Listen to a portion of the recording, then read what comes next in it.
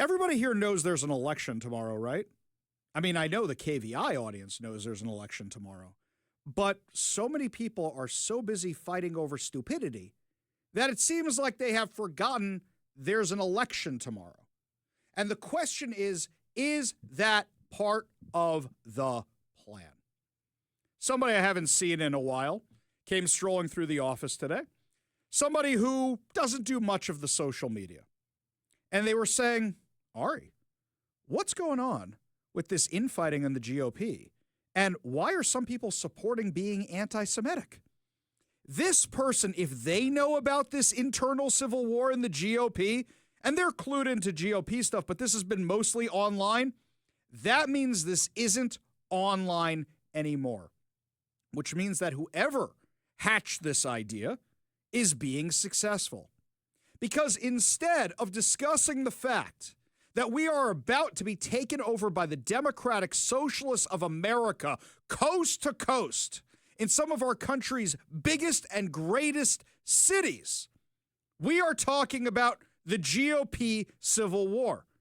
And what's fascinating to me is the left isn't talking about it, because when your enemy is making mistakes, don't interrupt them. That's what's happening right now.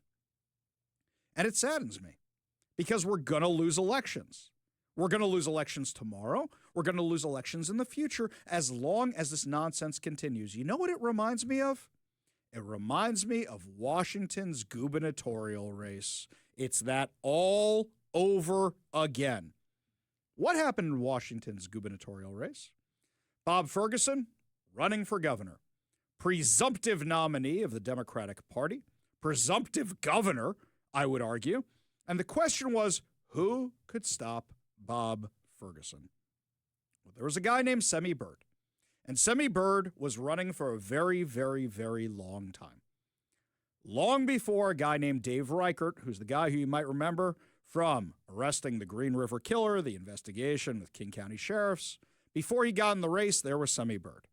But Semi Bird was never really breaking into the conversation at all. So what happens? The left saw an opportunity.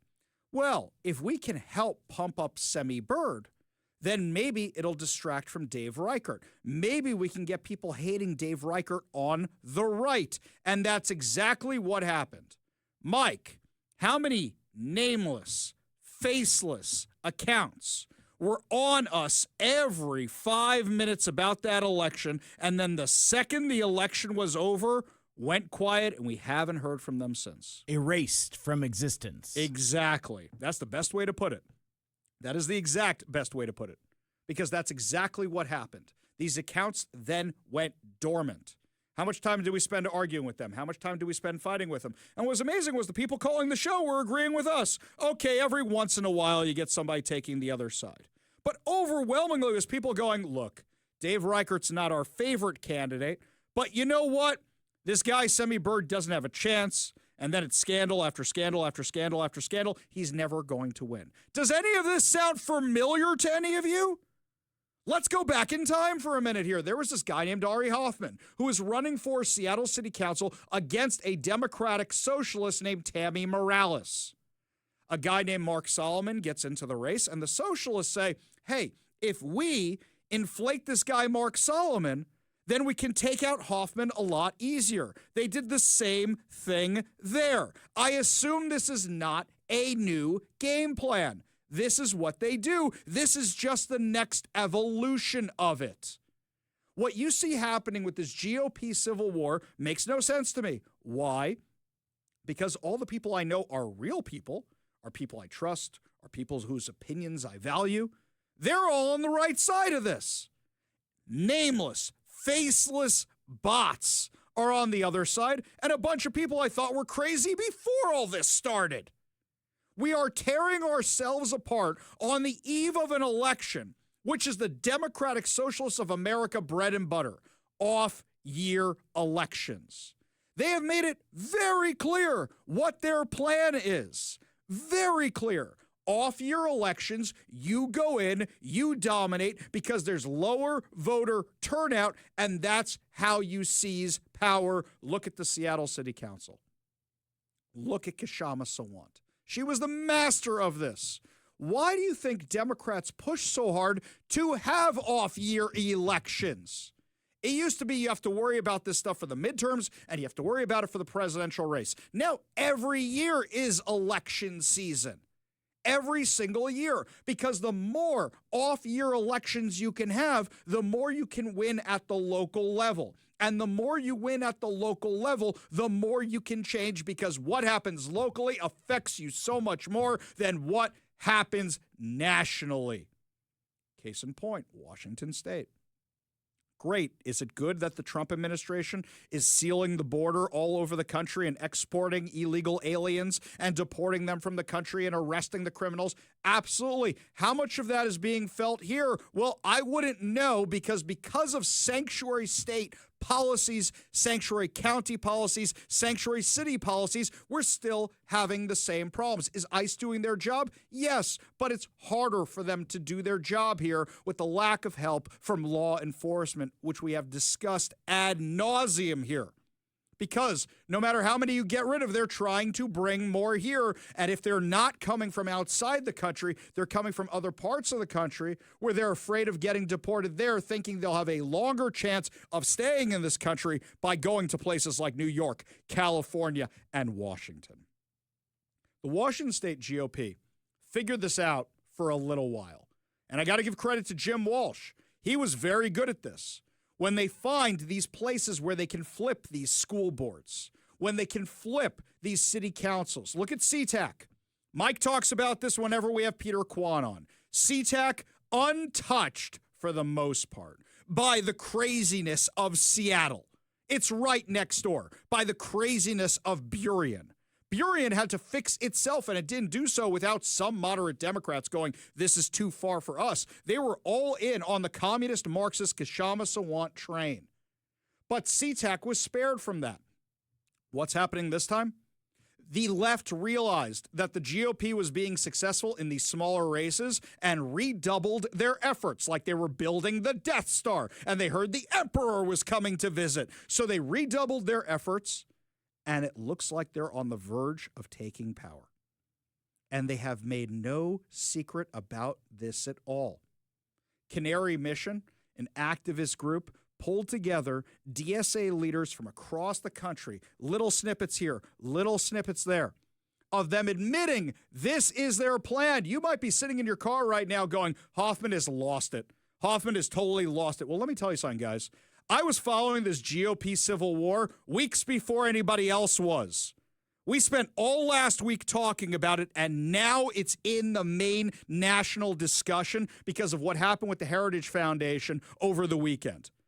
Because of what happened at the Republican Jewish Coalition over the weekend, where now everybody's talking about this. We were talking about this a week, 2 weeks before anybody else because I saw what was coming. My friends, I now understand what is happening. This is a play by the left to distract all of us so they will have an easier time winning elections. How do I know? They said it themselves. Here's the Canary Mission video, and you can hear it from the socialists themselves.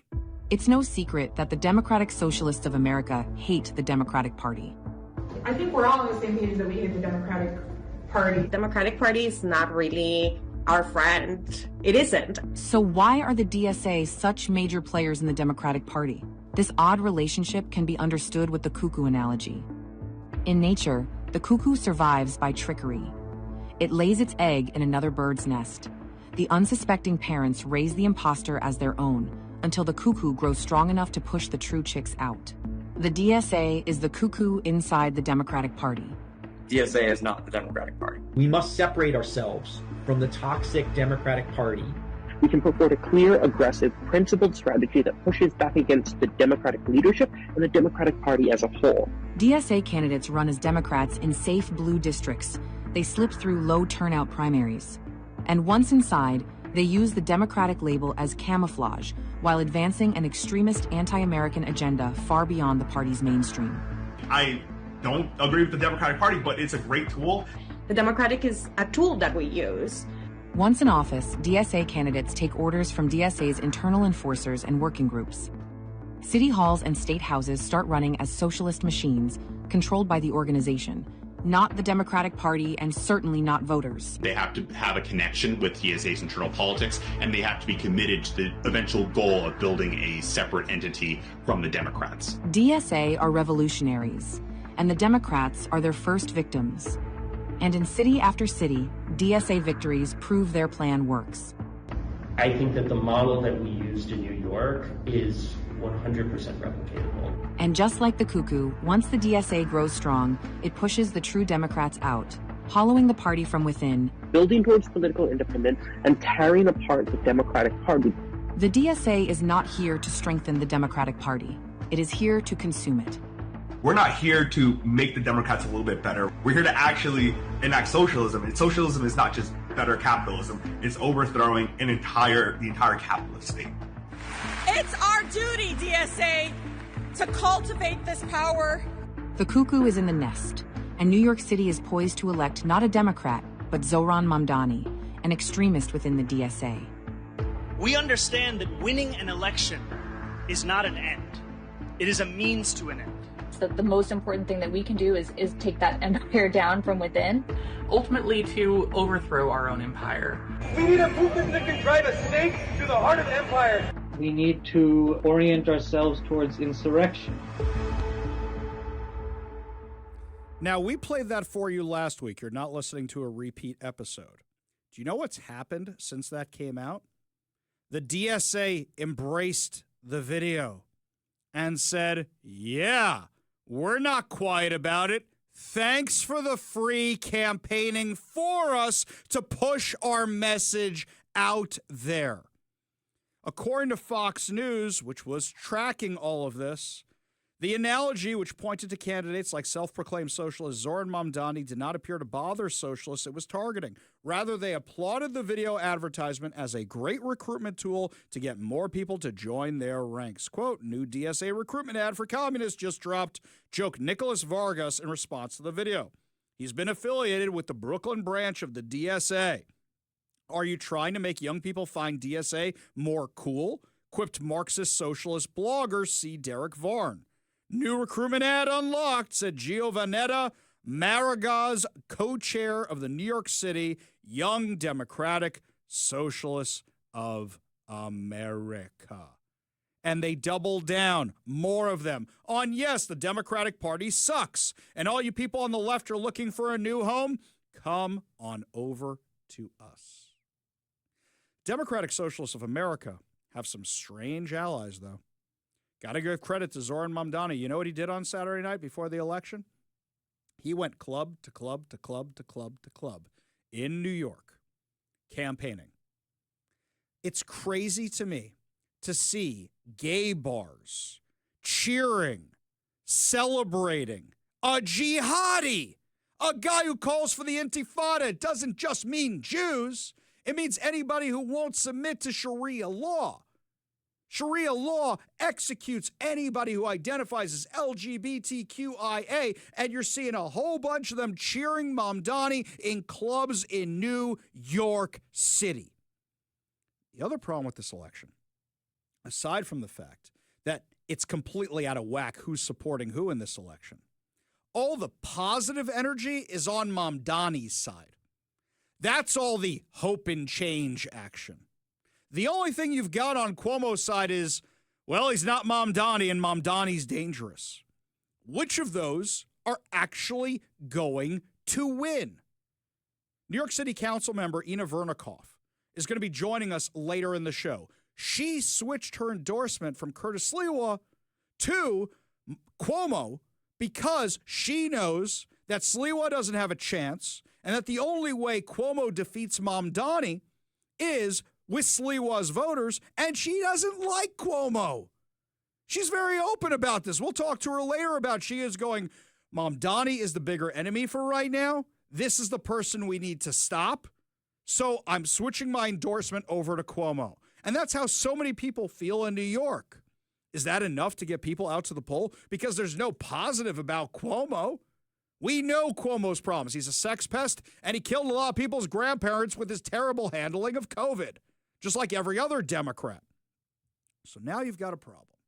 You've got a problem where the momentum seems to be on one side, where they're admitting what their plan is. And they're not the only ones doing this little tactic of off-year elections. Linda Sarsour, full-on terror supporter who got ousted from the Women's March for being a rabid anti-Semite, is pushing for Zoran Mamdani. And you know who she's pushing on behalf of? The Council of American Islamic Relations. That's right. She's pushing on behalf of a group that is the unindicted co-conspirators in the largest terror financing trial in U.S. history, which was guilty of sending money to Hamas, to a terrorist organization. CARE has been a problem for years. I sound like a broken record at this point. But for those of you who thought I was a conspiracy theorist about all this, why don't you listen to Linda Sarsour admitting who's supporting Mamdani? Right now, I'm a little more quiet because I'm on the quiet side of this race. But I'm going to tell you that once November 4th comes around, I will tell the story. The story is not just, that it's random that Zoran ascended to this place. It is our Muslim American communities. And I'll also say that it's Muslim money. The PACs that have supported Zoran, or a particular PAC that has supported Zoran, is probably over 80% of Muslim American donors in this country, high net donors, grassroots donors. And I want to make the point that the Unity and Justice Fund PAC, which is the CARE Super PAC, was the largest institutional donor to the pro-Zoran PAC in New York. This isn't just the DSA, it's everybody affiliated with the DSA, which includes a terrorist adjacent, I would say, terrorist organization. Zoran Mamdani is the Trojan horse. And all this stuff you're seeing online, all this fighting, the head of the Heritage Foundation coming out and backing Tucker Carlson for supporting a white supremacist. All of that is part of the same thing. They're distracting us from there's an election tomorrow. So many people aren't talking about Zoran Mamdani, who normally would be talking about the dangers of the DSA, the dangers of CARE, the dangers of Zoran Mamdani, and using their platforms to do it. Instead, what are they doing? We're attacking each other. We saw how this played out in Washington State with the governor's race. What do you think is going to happen nationally? Just last week, we were starting to see traction nationally on mini Mamdani, Katie Wilson. We were starting to see it. Derailed by all of this. Nobody's paying attention to that anymore. And by election day, it's too late. You got the guy in Minneapolis. You got the guy here. You got the gal there. You got Democratic Socialists across the country. And unfortunately, all anybody's talking about is Mamdani and the fighting inside the GOP. That's all anybody's talking about. Rather than the fact that the Democratic Socialists of America, which want to destroy America, destroy capitalism, replace everything with socialism, have candidates that impose Sharia law, have candidates that support terrorist organization, that is not being talked about. Because instead everybody's talking about the GOP civil war.